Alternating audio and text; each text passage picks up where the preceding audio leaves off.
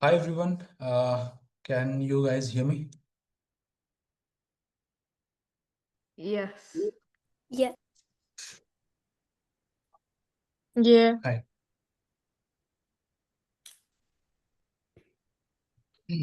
All right. Can all of you introduce yourself, please? And I'll do that. Let's start with Amelia. Um, I'm Amelia. There's nothing to laugh. I don't think. Yeah, you can go on. Like, what do you like? What are your hobbies and interests and stuff like that? I like netball. Okay. All right. Farah, can you go on? Um, I'm Janara, and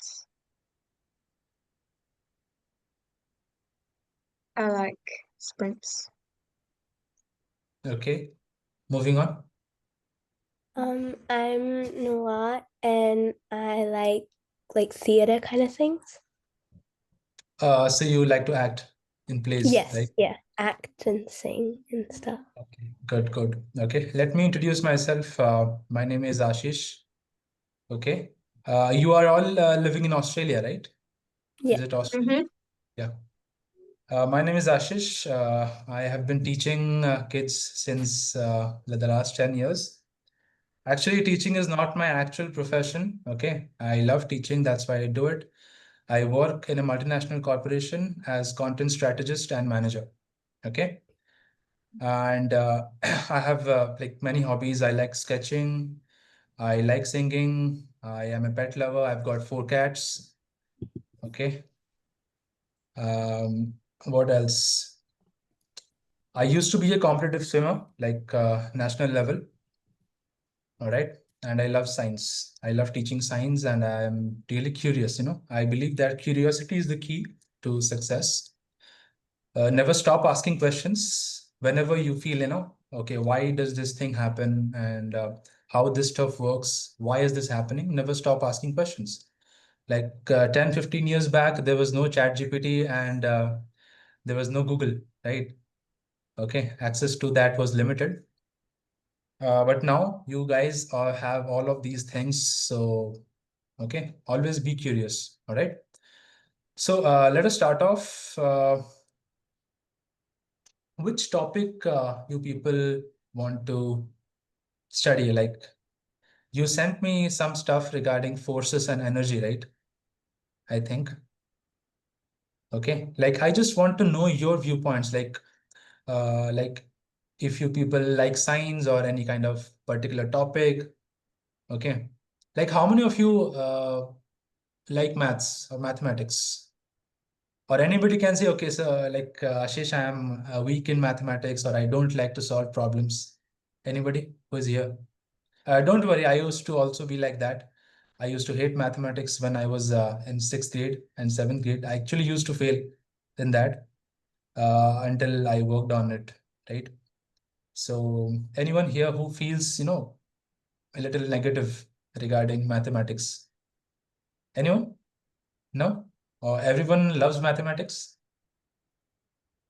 Okay. What about science? All of you love science? No?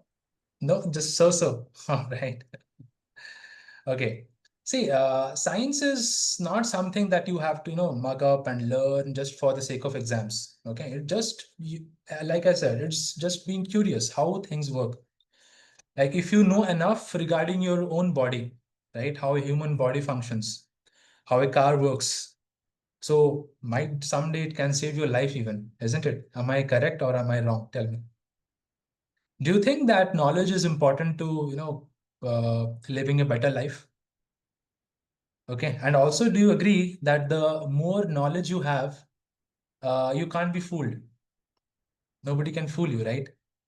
You also can hold conversations with anyone, like regarding any topic. Like something happens, you actually have some knowledge regarding it. So nobody can fool you regarding that, isn't it? Okay, so I just want to have a quick chat regarding what are your basics, fundamentals regarding all of you are in 7th grade or 8th grade or like what grade? 7th? 8th? 7th? Seven. 7th. Okay, so what all things are they teaching you in grade 7th? At the moment, I'm learning about solute and solvent. I I beg just you, I can't hear. I can't At hear. the Can you moment, please I'm learning about solvent and solute. Okay, solvent and solute. Okay. That is regarding chemistry, right? What about physics? Do you have separate chapters like for physics separate and for biology like there's separate and one chemistry? science class, but we do different like topics in it.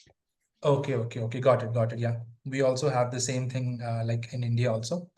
All right. Okay, as she was saying regarding solute and solvent, can anybody tell me what is the meaning of solute and solvent? And what is the solution? Yeah, you can go ahead. You're raising your hand. A solute is something is like a liquid or something, and then a solvent is what I'm gonna mix them up. Yeah, you mixed it up. Yeah. A solvent is the liquid that a solute dissolves in. I'm gonna mix it up. I haven't done it. Solvent is the liquid which dissolves stuff. Okay. The stuff that is dissolved, that is called as a solute. Like if you think of an example like salt water, right? So water is the solvent and salt is the solute. Okay. And the mixture, both of them, what is it called? Amelie, can you answer this? Solution. Yeah, it's a solution. Yeah, correct. Okay. So solute and solvent, they together, they give you solution. Now, can you tell me, can everything make a solution? Can we make a solution out of everything, anything that we want? Is it possible? No, right? Okay. So anybody can tell me how, like, how does it actually work? Like, where does the salt go? If you mix and if you stir, where does the salt actually go? Anyone?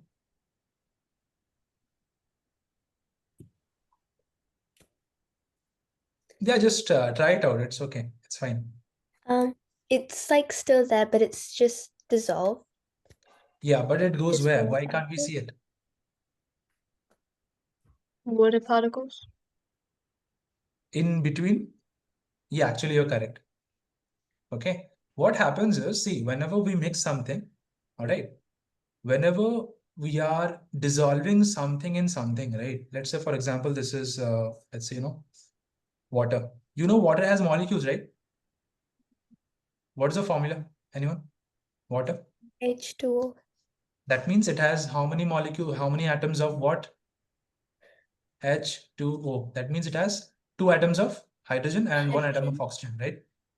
Yep. Yeah, they bond together to form water. Correct. Okay. So the tiny, tiny molecules of water, they all have intermolecular spaces. You know the difference between solids, liquids, and gases? Okay. Can anyone tell me how are they different? Like if you look at this structure, how are they different? Just a rough idea. I don't want detailed answers. Solids are compressed. Liquids have some, like, they go over each other, and gases are like apart. Yeah, correct. But again, like, if you move, like, if you improve your accuracy, what you said is correct. Solids, they are compressed. Their molecules are extremely, closely packed with each other. Right? There is literally nothing, no space in between them. They can't move. Those particles, they can't move. They are stuck. All right. But as we move towards liquids, you can see that the space in between them, it increases, right? There is more space in between them. And if you move towards gases, if you talk about gases, the gas molecules are way more farther apart than each other, right? There is even more space in between gas molecules. Okay, so what can we talk about density? Solids are generally denser, okay, than liquids, and liquids are denser than gases. Okay, Now here, those spaces that we're talking about, those salt particles, they actually occupy those spaces in between those water molecules. Okay, like the green balls, if I say the green ones, they stand for the salt. Okay, so when you dissolve salt in water, those salt particles or the salt molecules, they actually go in between the spaces present in between the water molecules. That is why a very important observation, you will see the water level never rises. Okay, let's say, for example, if you have like a gallon of water, right? If you add even 10 grams or 20 grams or 30 or 100 grams of salt, the same 5 gallons will remain 5 gallons. Or you can take liters if you want. 5 liters will always remain 5 liters. The water level will not rise. That means it proves that the salt particles or the sugar particles or whatever you add in, they are actually getting in between those gaps present in the water molecules, in between water molecules. Okay, this is actually what happens. All right. Now, if we talk about solubility, anybody can tell me what is the meaning of solubility? How easy it is for one mixture to dissolve in another. One solid to dissolve. Yeah, correct. Okay. How easy it is for a solute to dissolve in a solvent. That is called a solubility. Do you think that everything is soluble? I asked you this question earlier, right? Nothing, like we can't say that everything is soluble. There are some compounds which are insoluble. Okay, they cannot be broken down into such tiny pieces that they can accommodate themselves in between the water molecules. So they are called as insoluble particles. Got it? All right. What all other things have been taught to you? Okay, we discussed some things about chemistry. Okay, let's discuss some things about physics. So in my 10 years of experience, I have found out that students generally, they have a lot of problems in physics in comparison to chemistry or bio, right? So anybody can tell me what is the difference between vector and scalar quantities? Anyone? Do you know what they are, like vector quantities and scalar quantities? I'm You must have not heard about sure which is which, but one of them is the amount and the direction, and then the other one is just the amount, I'm pretty sure. Yeah, correct answer. Okay, you are correct. Whichever has direction involved, that is actually called as the vector one. Okay, whichever is just the amount, that is scalar. Okay, yeah, correct answer. Let's discuss regarding this. First, physical quantities. What is the meaning of physical quantities? Physics, physical quantities, what are they? Physical quantities, right?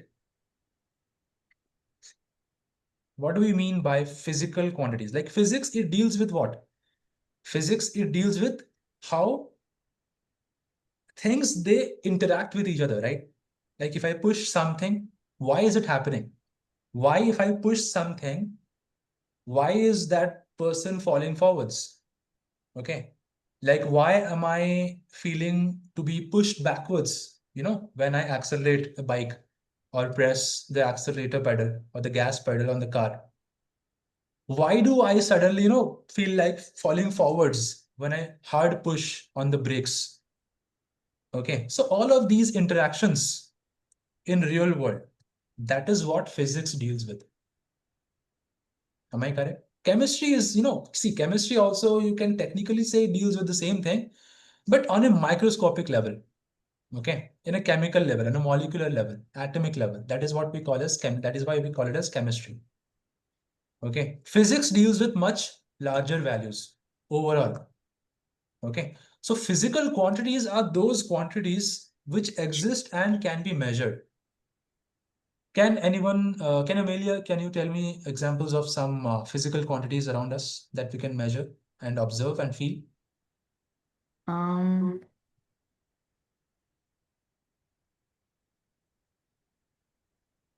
Yeah, go on. I'm not sure. Anything you can think of. What about you? Is your name Farah or did you say something else? Like it's Janara. can Janara. you change your name? It is showing Farah. Okay, like under your video it's showing Farah. Okay. Anyways, can you tell me some examples of physical quantities? Anything, and like on the top, from the top of your head, like anything. Like I'll start with an example, that is time. Time is a physical quantity, right? We can measure time, we can feel time passing. Correct? Time is a physical quantity. It can be measured in seconds, hours, days, weeks, months, years. Okay. Any other physical quantities? Like distance, speed, right? Speed, distance, time, force, pressure. So many physical quantities are there. Mass, your weight. Okay, let's say for example, if I say my mass is, let's say 75 kgs. Okay, you can convert it into pounds. Does Australia use imperial units or standard units? Standard. Standard? Like you don't use pounds, foot, inches, American stuff, no? Okay, so you use the actual units. Okay. So if I say my mass is 75 kgs, okay, is there any kind of direction involved here? Like, does it make any sense? Does direction make any sense in here? No, right? But if I say I'm applying 20 newtons of force, here direction actually makes sense. You can ask me where you're applying that force, in which direction? In which direction you're applying that force? Okay. So here direction matters. Here direction comes into the question. But if I tell you 75 kgs, or if I say I was 15 minutes late, okay, time is a physical quantity, right? Again, does direction matter here? No. So in those physical quantities where direction matters along with their actual numerical values, that is called as vector quantity. Okay. The actual numbers plus direction will be equal to vector quantities. Like that is the definition of vector quantities. But if you talk about scalar quantities, there is no direction involved. Okay. Like, does it even make 75 kgs in which direction? Does it make any sense? No, right? 75 kgs is 75 kgs anywhere. Doesn't, like, no, there's no direction involved. I can't say 15 minutes in which direction. Doesn't make any sense. Okay, so time, mass, these are all scalar quantities. If I'm applying a force, then direction is involved. Okay, if I'm moving towards something, then also direction is involved. Displacement, distance, displacement. All of you have studied regarding distance, displacement, all of these things. Is it? Okay, can you tell me the difference between distance and displacement? Anyone? Distance versus displacement. They might seem like, same, but they're actually different.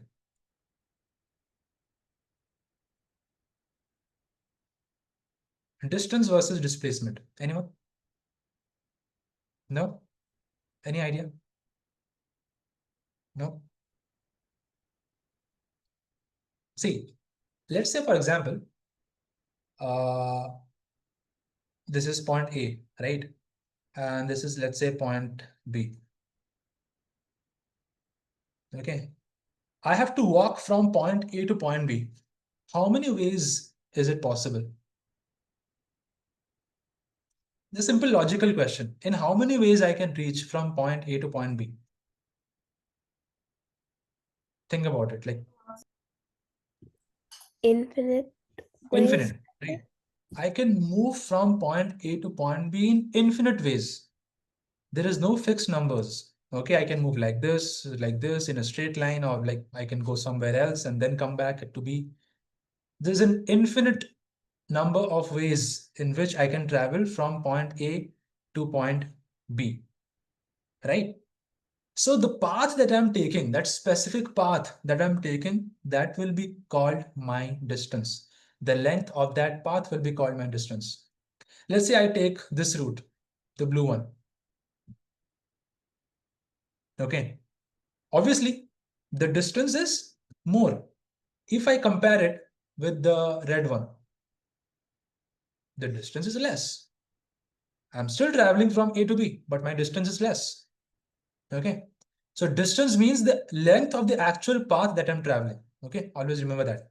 And distance is scalar quantity. It is not vector. But if I talk about displacements, it says it's the shortest distance possible. It is the shortest path possible from point A to point B. The shortest. And we know, according to geometry, the shortest possible distance between 2 points is obviously a straight line, isn't it? The shortest distance ever possible in between any 2 points is going to be a straight line. So this will be its displacement. Okay. So this is the difference between distance and displacement, and both of them have units same. They are both measured in meters, kilometers, millimeters, centimeters, anything you can use depending on the usage scenario. So for shorter ones, we use centimeters, meters. Okay. For longer ones, we can use kilometers. All right. Similarly, can we talk regarding speed versus velocity?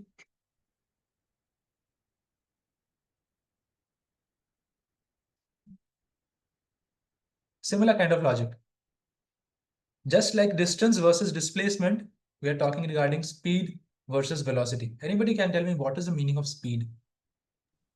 It's how fast something goes. Yeah, how fast something goes. Okay. But how do we actually measure it? All of you must have seen your speedometer in your cars and vehicles, right? What does that actually tell us?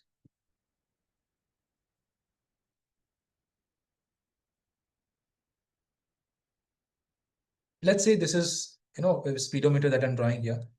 Okay. Let's say this like from like 10, 20, like 30, 40, like that. 50, okay, 60, 70, like that. Okay.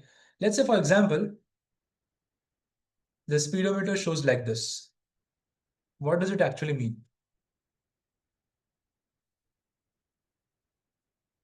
Anyone? Amelia, can you answer? What does this mean? Let's say, for example, you're traveling someday in your car and you see your speedometer looks like this. Like the amount of speed you're going per minute or Per hour, right? Okay. It shows that I'm moving at a speed of 50 kilometers per hour. Okay. What does it actually mean? That means every hour my car is covering 50 kilometers. Okay. Every hour. 50 kilometers every hour. Okay. So the first hour I'll be traveling 50. The next hour I'll be traveling 100. Okay. After 3 hours, I'll be traveling 150. 4 hours, I'll be traveling. I would have traveled 200. Okay. So it gives us a ratio between distance and time. So speed is just the ratio. You know what is the meaning of ratio, right? Okay. It's just the ratio between distance over time. Similarly, velocity gives us a ratio between displacement over time. Velocity is a vector quantity, whereas speed is a scalar quantity. It means speed, no direction is involved. We do not care about direction in case of when we are measuring just speed, but we do care regarding the direction when we are talking about velocity. Okay. All right. Anybody is having any doubts until this point? I hope you all have studied these things in class earlier. I guess you must have covered these topics. Okay. No, not yet covered. Okay, then let us talk about a different and more interesting topic of force. Anyone can define force for me? What do you mean by force? A push, pull, or twist. Yes, correct. Okay, or just you can say a push or a pull. Okay, that is called as a force. All right. Now, what things you think a force can do? What do you think a force can do? Like, what all things that come to your mind? Move something. Yeah, it can move something, correct? That means whichever thing is at rest, a force can cause it to move. That means it can create motion, correct? If anything is moving, it can stop it also, isn't it? Let's say, for example, something is at motion. Okay, prime example, when we apply brakes, okay, in our vehicles. So what are we technically doing? Like, we are arresting the motion, right? If something is moving, we can cause it to stop. So force can do this too. Can force change direction of a moving object? Yes. Okay, in so many sports. Okay, force can change directions. In football, let's say, for example, a ball is coming from this direction. You angle your kick in such a manner that it just changes its direction. Okay, what all other things force can do? What have I missed? Change Yeah. shape. Yeah, force can change shape and size of an object. Okay, if you squeeze something, if you squeeze a rubber ball or something like any soft stuff, so the force can change its shape also. It can also change speed of a moving object. It can cause it to slow down or it can cause to speed it up. Okay, so force is anything that causes these kind of changes. Okay, by a push or a pull. Simple. That is the definition of force. Okay, now which famous scientist gave the laws of motion? Okay, he Albert described what Einstein. force is. Not Einstein. He came way before Einstein. Isaac. He was Newton, yeah. Okay. Einstein is not even in the league of Newton. Like, he himself admitted, he's nowhere near to Newton. Like, he did so many things before even turning 26. You know, he gave 3 laws of motion. Okay. He worked on gravitation. He described gravitation. He gave the formula for gravitation. In order to prove that his gravitational theory is correct, he invented a whole new branch of mathematics called as calculus, which you people are going to be studying after, I guess, 3 years. Okay, he invented a whole new branch of mathematics. He also showed that 7 colors, okay, joined together to form white light. Sunlight is made up of 7 different colors. He also showed that. And then he turned 26. And he did all of these before he even turned 26. Okay, and there was, kind of a pandemic going on that time. Okay, just like coronavirus. And in that pandemic, he did all of these things. He invented a lot of stuff. Einstein himself has said that I am nowhere close to, I'm not even 10% of what Newton was. Okay, like he can be classified as the greatest physicist ever lived. All right, all of these concepts, like everything that is possible today is because of him. Okay, and Kepler. All right, like everything, all fields of engineering. Okay, cars, vehicles, whatever, engine, like building, civil engineering, everything is possible because of Newton, because he gave us those laws. Without the application of those laws, nothing would have been possible. And he gave these things like 300, 400 years back. Okay, like in 1600s and 1700s. All right, so force unit is named after him, okay, in newtons. Okay, the unit of force has been named in the honor of Isaac Newton. Let's say, for example, when we push something or when we pull something or whenever any kind of force is applied, okay, let's say, for example, I'm applying 10 newtons of force. It can be written like this, or I can write it like this. Okay, just give me 1 minute, students. Just give me 1 minute.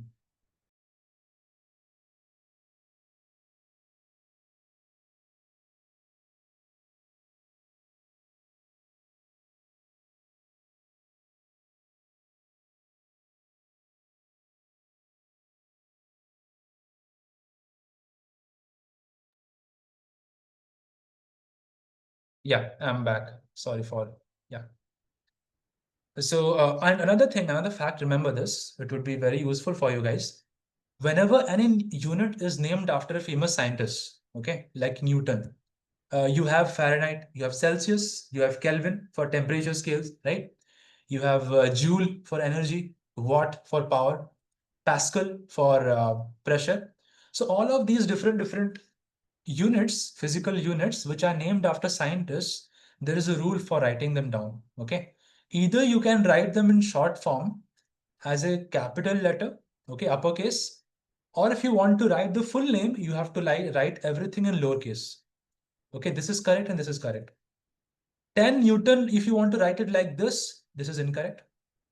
Or if you want to write like this is also incorrect.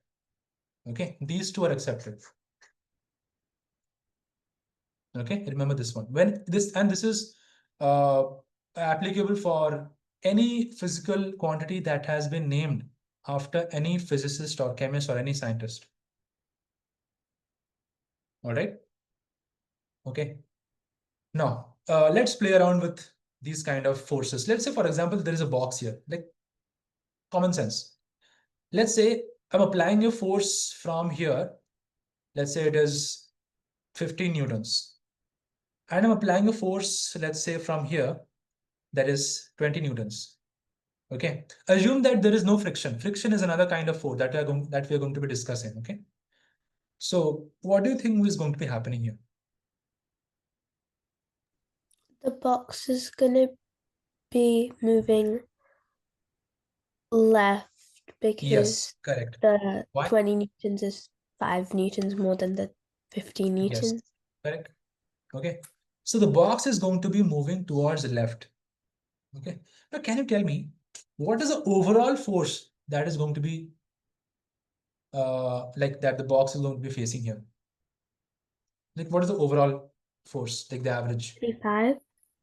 5 towards left. Okay. 35. What?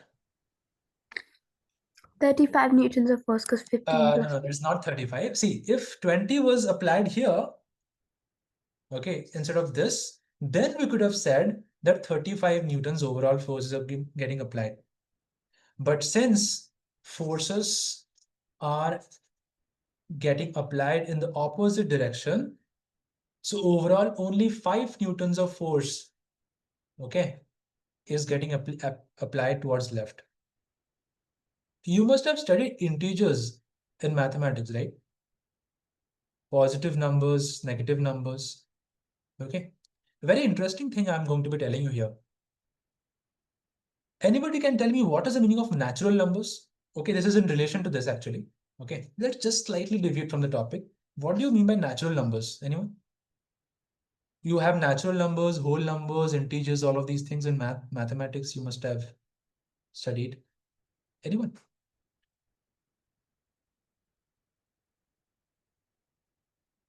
Anyone can tell me what is the meaning of natural numbers?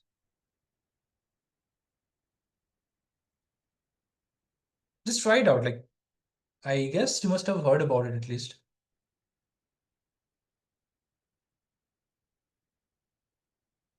No, no idea. I'm pretty sure it's like any positive number. Any positive number, right? Okay, those are called as natural numbers.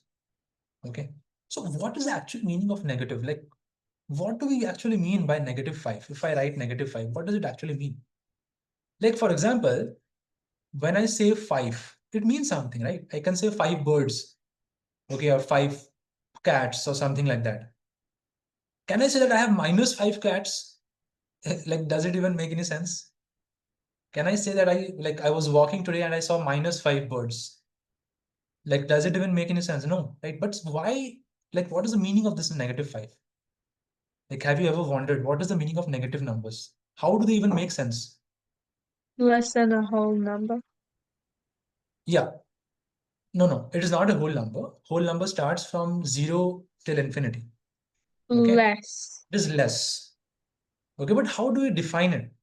Okay, always remember the negative sign, it denotes direction. Okay, like whenever you think about any negative number, This line comes to your mind, right? 1, 2, 3, 4, 5, like that. And on the left of 0, -1, -2, okay, -3, -4, -5. This comes to your mind, isn't it? So technically, what is this? This is the number line where towards right, if we go from 0, we are getting positive numbers. If we go towards left, we get the negative numbers. It is just a mirror reflection, isn't it? It's just a mirror reflection. So always remember, negative always stands for change in direction. Okay? If we talk about an entirety of an opposite direction, that's how we denote negative sign. And this the exact same thing happens in physics also. All right? So towards the right hand side, we take, let's say, if I'm applying 10 newtons towards right, I'll say I'm applying 10 newtons towards east, or I can also say just 10 newtons. But if the same 10 newtons is being applied towards the left, I can say 10 newtons towards west, or also I can say -10 newtons. Like towards right positive and towards left negative, it has been taken by convention. Okay, please don't ask me like why we take towards left negative and towards right positive. Okay, I didn't invent this stuff. Okay, so it has just been taken, like everybody like agreed to it. Like if I say, okay, I'll take towards left positive and towards towards right negative. Yeah, of course I can. It is not wrong. It is actually correct. Given that I use the same thing towards my entire problems while solving the entire problem. Everybody understood like what is the actual meaning of negative? Negative means a change in direction. Okay. Always remember that. Even in mathematics also, negative things do not exist in real life. Okay. I can have 5 birds. I cannot have -5 birds. Okay. Like that, it doesn't make sense in real world. So in mathematics and physics, both negative just denotes direction, nothing else, nothing more, nothing less. So if somebody says, I'm applying a force of -10 newtons, it means that he is applying a force of 10 newtons towards west or 10 newtons towards the left hand side. All right. Okay. Now let's come back to our topic. All right. So what happened in this case is that towards left, 20 newtons was being applied. Okay. And from left hand side towards right hand side, 50 newtons was being applied by another person. So who is going to win here? Okay, this guy is going to win, right? So what is the total force? So it will be positive 15, okay, -20.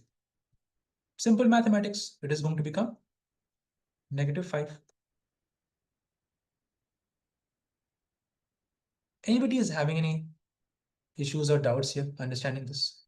How I did this? Like what happens in the number line? Remember number line? When we're adding, we jump towards right. I guess all of you must have studied this in mathematics. When we subtract, where do we go? When we subtract, we go towards left. Exact same thing is happening here. 15 newtons towards right hand side means plus 15 because towards right hand side means positive. And 20 newtons is being applied towards left means negative. So overall, only 5 newtons of force this box is going to be facing.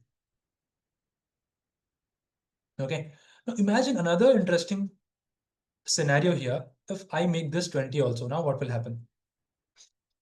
Now where will the box move?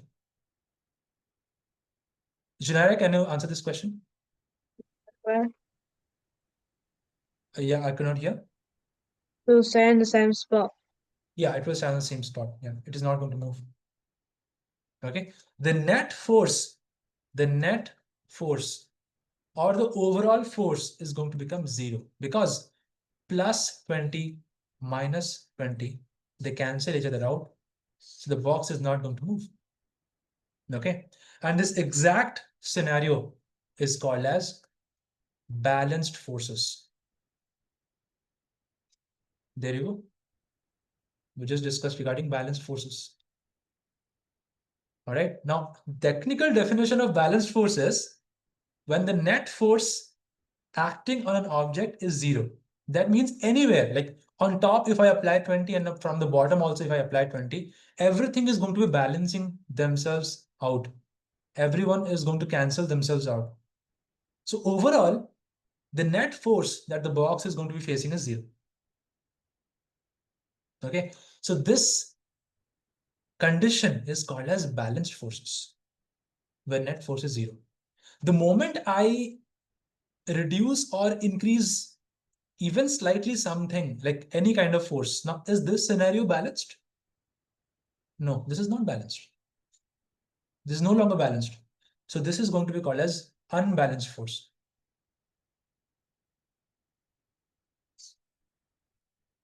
Okay, and always remember, unbalanced force is the cause of change. As long as forces are balanced, no change is going to be happening. Let's, for example, I start to push a wall. Like, will I be doing anything? No, I'll be just wasting my time, right? I can't push a wall down. I'm not a superhuman. Okay. But if I do the same thing by using like an excavator machine, okay, wall will be defeated in like 10 seconds. Why? Because to break down a wall, I need a certain threshold amount of force. Let's say to break down a wall, I need 20,000 newtons. And this is, let's say this is me. Okay. Let's suppose I am pushing this wall at, let's say, just 100 newtons. Will I be able to do anything? No, nothing. Nothing will happen. In order to break this wall down, I need more than 20,000 Newton. Okay. So after half an hour, if I drive a machine and I do the same thing, I can do it easily because I'll be applying 20,000, like 20,001 is also enough to do this job. So unbalanced change is the driving force behind, like unbalanced force, okay, is the driving force behind all kinds of change. Unbalanced force is the reason why objects move from rest. Unbalanced force are the reason why an object changes direction, okay, or speed. And everything, it happens due to unbalanced forces only. And this was Newton's first law of motion. Okay, this exact thing was said by Newton in his first law. Okay, he said that an object is always going to remain at rest, or a moving object will always be moving at the same speed and in uniform motion until and unless there is some other external force acting on it, unbalanced force. Let's suppose I'm moving, like I'm sitting down here in my chair. All right, like somebody is pulling me from the front and the same guy, like another guy is pulling my hand from the back, and they're both using the same amount of force. Will I move from my position? No. We saw in that example, right? Okay. If on the left and right both we're applying 20 newtons of force, is the box going to move? No, nothing will happen because the forces are balanced. But the moment the forces become unbalanced, immediately the box is going to start to move. Okay, so this is what Newton said. An object at rest will always be at rest, and an object at motion will always be at motion until and unless it is disturbed by some external unbalanced force. Let's take another example here. You are driving a car. Let's say this is a car. Okay, this is a car, and it is traveling at a constant speed of, let's say, 50 kilometers per hour. Okay, can you people tell me what are the forces involved here? What are all the different forces involved here? Okay, we haven't talked about types of forces, right? Like many types of forces are there, like friction force. Okay, frictional force. We have gravitational force. We have electrostatic force, magnetic force. Okay, muscular force. We have air resistance. When you run, you face a force of air, right? opposing you. Air resistance, drag, so many different kinds of forces are there. So what are the forces in play here? What actually makes the car move forward? The engine, right? The pushing force of the engine. The engine creates a force which makes the car move forward. At the same time, the car also faces a backward force, two backward forces. One is friction, one is friction. Another force is air resistance. You know what is air resistance, right? Like when you run, you feel a force of air. And it is harder to run if it is on a very windy day. If a lot of wind is blowing towards you, it will be difficult to run, isn't it? So air also has a force on us that is called as air resistance. So if the car is moving at constant 50 kilometers per hour, do you think all of these forces are completely balanced with each other? Is it? Or is it not? Yes, it is balanced. That is the reason it is moving at a constant speed of 50 kilometers per hour. Whatever force the engine is producing is getting cancelled out by air resistance and friction. If I increase the engine force, the speed will increase. Okay. If I put my foot off the pedal, the air resistance and friction, what will they do? They will make the car slow down. Okay. So any one of these forces, three forces, if I play around, the car can either move faster or the car can slow down. Imagine suddenly a lot of, you face a lot of muddy ground, okay, where a huge amount of friction is acting. The car is going to slow down, isn't it? If there's a huge amount of wind, again, the car is going to slow down. But imagine that if the wind is flowing from backwards of the car, it is going to help the car move forward. Similarly, if I put my foot on the pedal even more, the car is going to move forward again. So all of these forces, they are balanced. That is why it is moving at a constant speed. So in order to speed it up or slow it down, we need unbalanced force. So either air resistance can increase or decrease, engine force, we can increase or decrease, we can apply the brakes, or else we can, like the friction can increase or decrease depending on where you're moving. Okay, like let's say we are going off-road. Amelia, can you tell me, if we go off-road, like if we move away from the street, what will happen? The friction is going to increase or decrease? Like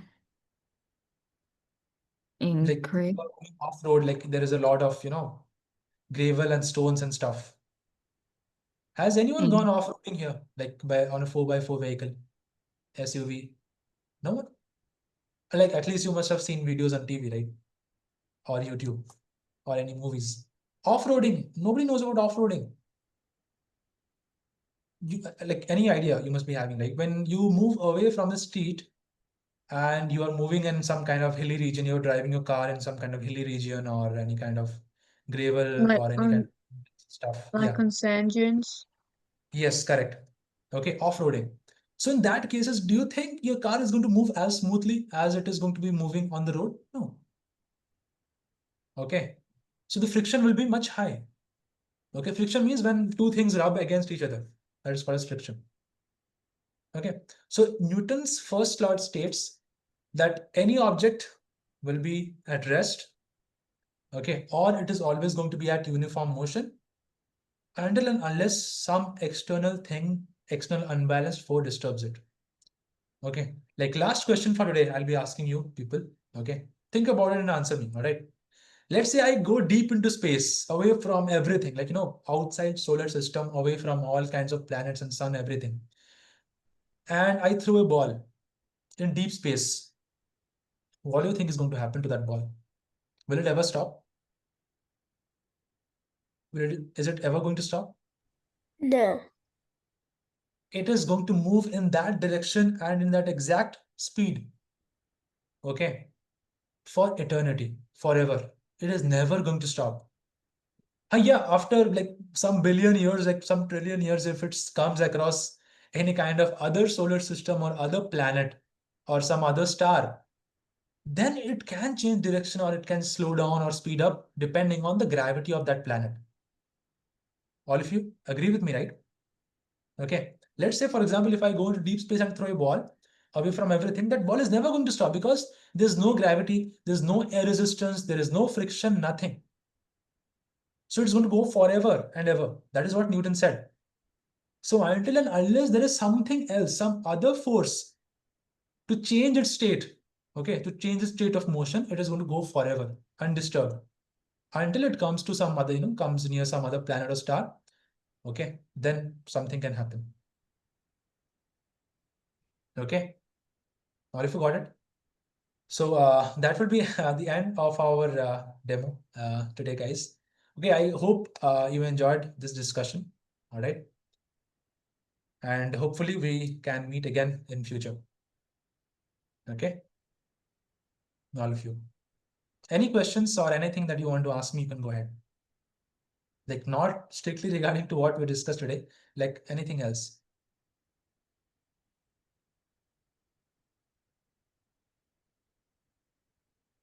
No, not a thing. Okay, all right then. Bye. Have a nice day, all of you. Thank you. Bye. Thank you. Bye.